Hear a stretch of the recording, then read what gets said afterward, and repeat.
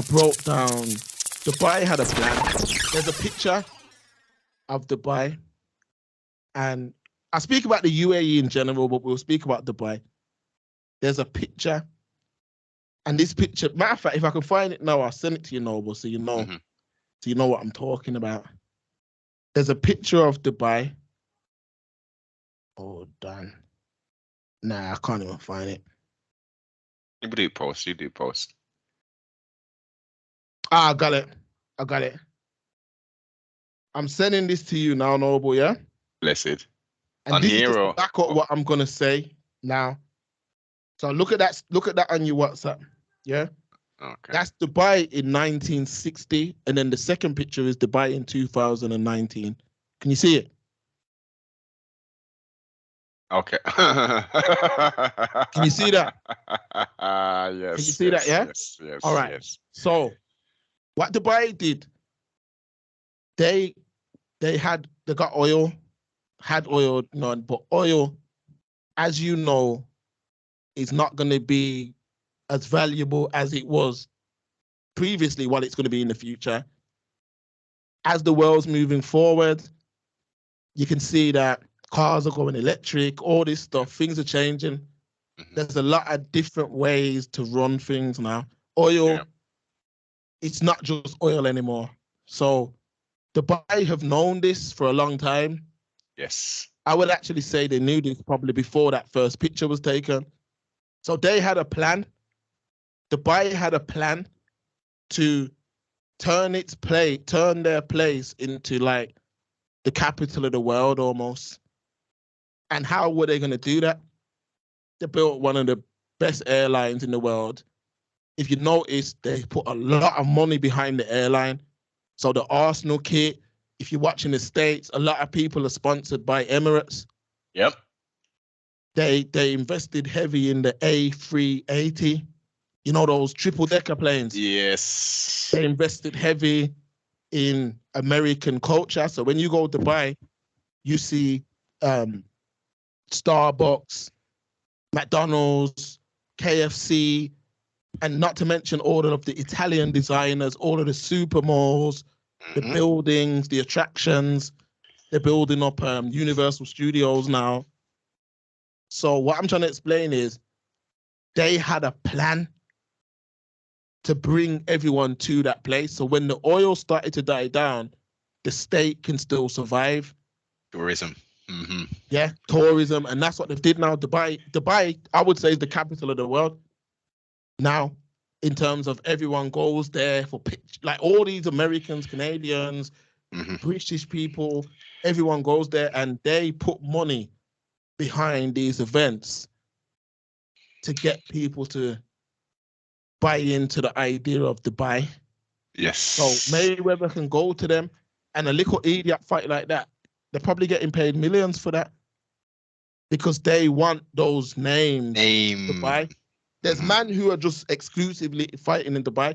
What's my man's name? Badu Jack. Yeah. He's made more money in Dubai than he did in the States.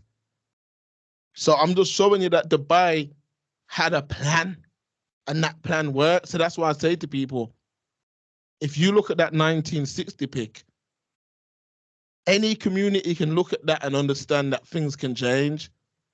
Because you got to remember, most of the people who made that play, they ain't even here now. So they knew that, yo, this might not get popping until 60 years' time. So everyone had to move in sync. And this is what I say to people. You can build things from scratch with a view. Something might take 10 years to build, 20 years to build. It might not even work in your lifetime. But you have to understand that there's a process, and that's what Dubai did. So, yeah, man. Big picture thinking, in it. That's what it's about. Yeah, man. For real. So it's a crazy one. So what was you saying? Now let's get into this digital IDs thing. Break that down. Okay. So we've got this is tied in to the governmental. USA is doing it and the UK doing it, talking about this government-backed cryptocurrency. Digital identification, which will make, let me give you the pitch, man. I'll give you the pitch, Mark. It's going to make everyone's life easier. You don't need to carry any wallet with you. Everything is going to be all in the cloud. Now, how you would access this generally by the pocket devices we carry around with us called smartphones. So in essence, we can pay as many people do now. I am not partaking in that kind of technology where you can load up your card and just tap it on the thing. Me not do that, but they're making shit easy if you're in it. So the digital identification is going to have your medical records on it. It's going to have your driving license on it. It's going to have banking details on it. It's going to hold so much information. Remember, data is king. They've got corporations and governments who are paying a lot of money to obtain people's data. And in essence, what does that do? Once you've got data, what can you do with that data?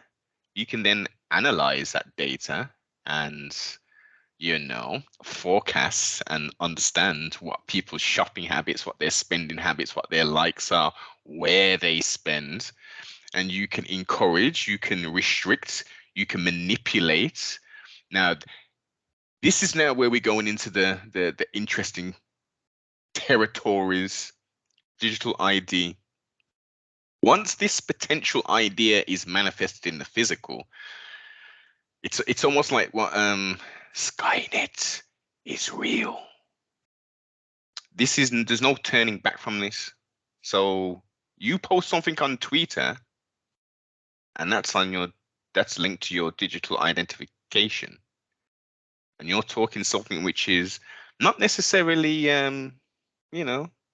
with what the mainstream would like, or if you question something, that then gives a potential. Now, this is hypothetical, but the technology and the capabilities are available to say, well, wait a minute, you've made an infraction on social media talking about this topic.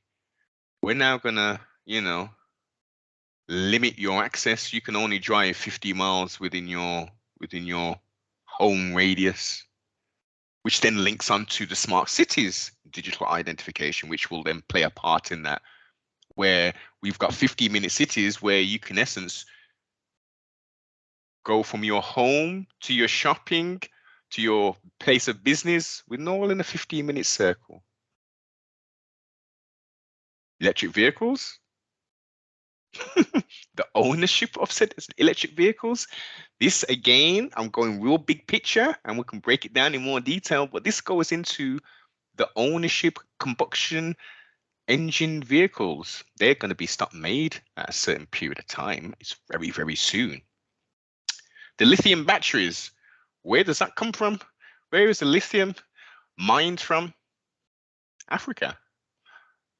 Is there a shortage? Remember, we had a chip shortage in regards to vehicles being manufactured? Yeah, I remember that. Yeah. I remember that. So we've got a system, as you've highlighted with Dubai, making this change because they knew at some point this oil thing is not going to be how it used to be. A plan has been put in place all along, in essence, and it's being manifested quicker and quicker and quicker. Ownership is done now. Like a child growing up now, they have unless they've got a very good family who financially done what they should do, or what they could do, there's no opportunity for a youth of today to grow up and own a house. Yeah, they're taking that away right now as we speak. Right now that it's done. Buying a car, youths, unless it's like your first runaround kind of thing, and you've got a little bit of exactly. This is it. This is where we're going to, is subscription, where you will say this is, and again, data is king. So they say, okay, well, we notice you travel pretty much 30.6 hours every month. We can give you a subscription service where you can be picked up by these autonomous or driverless vehicles, and they will pick you up from school, from your workplace, from your home. They will take you shopping. You can do your shopping, and by the time you come out, a next car is going to be ready for you. So you don't even need to own the vehicle anymore. You just subscribe to it, just like how we've come away from traditional television and Sky, and now everything is subscription. And Mark, you broke this down in 15 years ago. I broke this down years ago. Yeah, I said it. I said, yo, everything, I've seen it happening before my eyes. I remember I've owned every version of Photoshop, yeah, from about the age of 20 until about the last 5 years. I've owned every version of Photoshop. What that would mean is I'd have it on my laptop or my computer, whatever. And when the new version come out, I was not forced to buy it. I could use it until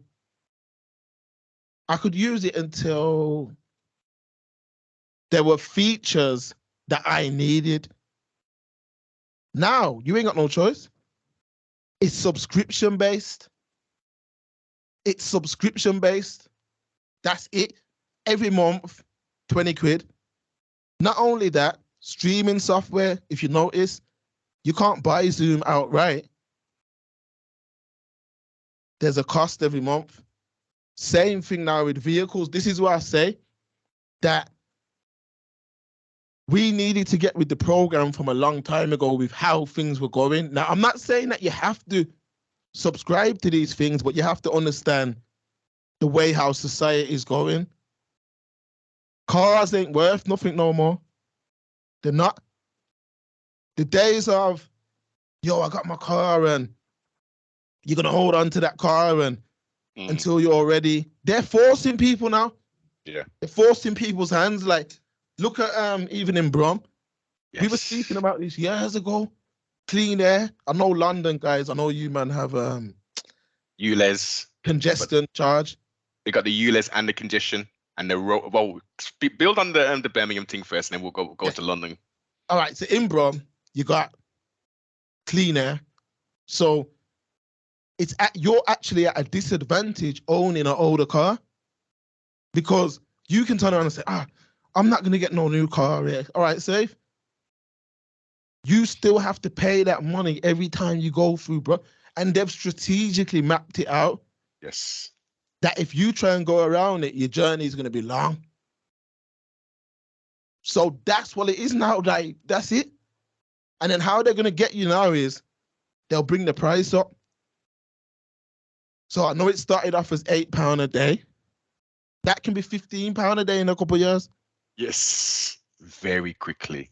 And as you say, if you want to try and avoid it, and I know people, and I said when this started first coming out, I was saying people, look, be very strategic, man. If in regards to your vehicle purchasing habits, like what you're planning on doing. Oh, I'm gonna get this, blah blah blah. And I was saying to people, yo, you might not want to get that, because I know how you want the highest spec and blah blah blah, and you don't mind about high mileage. So you're getting these big boy nice vehicles and stuff, but on old plates. I'm like, you need to be stepping your plate game up because when that clean air thing comes in, nah, no, but it's cool, man. Don't worry about it. Don't watch that, man. I'll just drive around. Them same people now are saying, like, if they'd go around, they're adding on 40 minutes to the journey because of the congestion that's in Brum now is just stupid. And it's all subscription based. Remember, they were trying to roll it out before with the smart cars. Mm-hmm. But how they've got people is how they've got you now is that they're going to catch people out. And what they're trying to do, they don't want no old cars on the road again. They don't. And if you do have an old car on the road, it's going to be, they want it to be a millionaire in Essex or in Sussex who owns an old time Rolls Royce, who don't mind paying on it. Mm-hmm. But a man who's driving a 2010 Vauxhall Astra, they're going to make you pay. They're going to make you pay. You're going to pay a lot of money every month to control that. And the tax is going to keep going up. Tax is going to be damn near like a second mortgage when everything goes electric. If you're still driving a petrol engine. Remember, look in your area and look at all the best petrol stations. They are getting ready for the rollout of electric cars. Slowly but surely, electric cars are going to take over. Nothing we can do. You No, see, but with have you watched any of the people who like give the reviews about like the ranges of vehicles and all that kind of thing? And is it worth getting an electric vehicle? And there is definitely some advantages, man. There are definitely some advantages for people who are just, pardon self, who are just, you know, doing what maybe 30, 40 miles a week or something, just going to the shop, dropping their utes off or whatever. That is going to be most definitely viable. But for people who are doing, let's say 15,000, 20,000 miles, they're on the motorway, they're doing this and that, you're gonna struggle. The amount of people I've spoken to, and they said initially before this utility increase, this stealth taxation that they're doing by the form of corporations, they were like, yo, Noble, I'm only spending like 15 to 20 pound a week charging this thing up versus 80, 90 pound filling the tank up. You know what I mean? I'm like, yo, I'm thinking to myself, I was talking to the Empress, I'm like, you know what, maybe next year, maybe we might look into get one of these damn electric cars ourselves if it's that economically viable, and obviously serving intervals, etc. It's a totally different game. In essence, it's electrics they're going to be looking at. They're going to be looking at the mechanical parts of it. I mean, some people are like, oh, electric cars don't need servicing. Yes, they do. Yes, they do. And I know they've got regenerative brakes, but because you're not using your brakes as much, your brakes are going to deteriorate. So generally, you're going to have to change your brakes more frequently than you'd have to change them with a petrol combustion engine. Like, it's Noble. I watch Carwell. That's who I watch. No, Carwell. Matt from Carwell. He's solid old guy still. Mm-hmm. Now, he breaks it down because he does videos about range. But what you have to remember is the technology isn't quite polished yet. Ain't polished yet. It's not. What's not? No, not the at all. technology. But eventually, these ranges are going to step up. Now, I do believe that somehow this price hike has something to do with electric cars. I think they needed to make up the money they're going to lose from petrol. But it's like analog versus digital TV. Mm-hmm. They're going to push that switch eventually. I remember when the analog TVs, because I'm showing my age now. I remember analog TVs. And I remember, man, I ain't switching. I ain't going digital. No, I ain't switching. Eventually, fam, they made it that the analog didn't work. They turned it off. I think it was 2013 or something like that. Maybe a bit earlier. There you go. They turned it off. They'll do the same. Trust me. They'll do the same because what they don't want, they want us to be paying. They want it to be that you're paying monthly to live. They don't want no people off the grid. I've seen them rolling these things out. I know I've got all this Apple Pay, all of that. I can be on my computer and buy anything with a click of a button. Like this is just how society is moving. It's moving to the point where I think it's going to eventually be there's just one thing. It's going to have an identity card with everything you've ever done under it. Yeah, but this is that digital ID. This is what I'm saying. It's going to have everything. It's going to have everything on there, sibling. Everything. Like you're saying, you're sitting on your computer and look, you're going to do that with this digital ID. And you know what? Trustfully, your assumption is going to be correct in regards to the infrastructure. Of course, they're going to have to improve. There's no way that everyone can have electric car in this current infrastructure. It's crazy. It's ridiculous. It's not going to work. Right? That's number one. But as I said about the smart cities and the 15-minute cities and stuff, they don't want your freedom. They want you to be renegated to a 20-mile radius of where you live. And they're going to make it expensive for you to go outside of that. And then with the capabilities of a digital ID, they can say, oh, no. You can only make those 60 or 120-mile round trips once a month. And because you live in B16, you can only do it on every last Thursday of the month. That's what it's going to come down. I tell you what it's going to come down to. You ever watch that film, Out of Time, Justin Timberlake? Yeah, man. That's where we're heading. We're heading to time.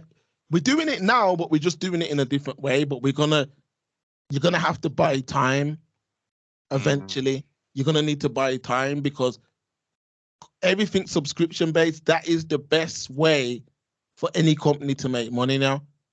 Subscribe and save. That's actually a shopping method. Subscribe and save. That's what it is. Now, this is why I say you have to kind of open your eyes a little bit further than what it is now. We need to, especially as Black people, you can't limit yourself to one way of living, meaning you can't limit yourself to just thinking this is the beginning, middle, and end of your story. Yeah. You need to understand that there's different parts of this world that are still years behind. You need to understand about travel. Travel is very important. Very, very important. One of the most important things, I would say, because, and when I say travel, I'm not talking about just going on a package holiday somewhere, you know, and just sitting down on a bloody beach chair. I'm talking about going into other environments and understanding infrastructure and investment and things of that nature, tie money up in different places. Because what they're trying to do is leave a footprint. They're trying to they want you to have a footprint at everything you do. Yeah. They don't want you to eat no other way. They don't want you to eat. If you are eating, they want to make sure that that money gets yam out at the end of the month. Boss. They don't want you outside of that. Look at this. There's people working 12-hour shifts 4 or 5 times a week. Yeah. That is not normal. I don't care what no one says. That is not normal. That is actually crazy, because the damage you're doing long term to your body.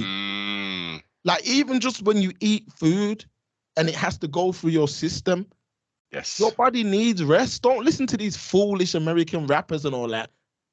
You need rest. Yeah. And if you're working at a job for 12 hours, you're not even factoring in your travel. Exactly. You're not factoring in, really, the job starts from the second you get out of bed. Mm-hmm. Man who are working on shit, you don't know what you're doing to your body. You're running it down. But this is what society is saying is okay. For man to work themselves into the ground. Look at, people are we're in an unhealthy time. Yeah, very.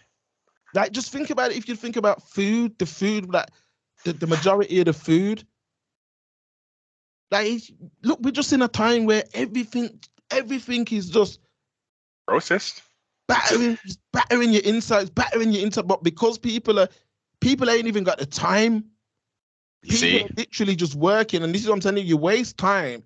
Mm-hmm. A lot of men wasted time back in the day.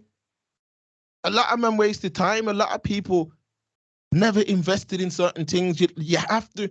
I always knew that I did not want to be caught up in some of the madness I see people doing now. Yeah.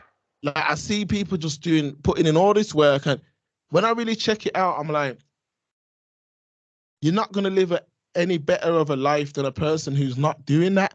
Like, you literally still, unless you're clean out of that tax bracket, you're living the exact same life as a man in that tax bracket. So all them hours you're putting in, okay, couple £100 more, it's getting yam out anyway by the tax man. So all this stuff, what you're saying now, I understand that that's all gonna come in crazy. And like, now you see the AI, that's gonna replace a lot of jobs. That's gonna replace so much jobs, it's gonna be crazy. The fourth industrial revolution? Yeah, man, AI is coming in, and when they get that right, when they get this AI right, there's a lot of jobs, call centers, even manufacturing. Mark, listen, listen. So many people are thinking this AI thing, and as you said, you've gone straight to that, the frontline kind of thing. Check out people, them, this and that, da. Listen, we're going to doctors. There's is it the world's first or the UK's first something in a surgery, sibling? They've got a robotic and AI. Is it AI controlled as well, or a robotic? Yeah, I'm sure it's AI connected. A robotic, like how to build cars and shit. Remember 80s when you was coming up, and we was coming up, and they had just introduced robotics into manufacturing, and they killed a whole heap of jobs through it.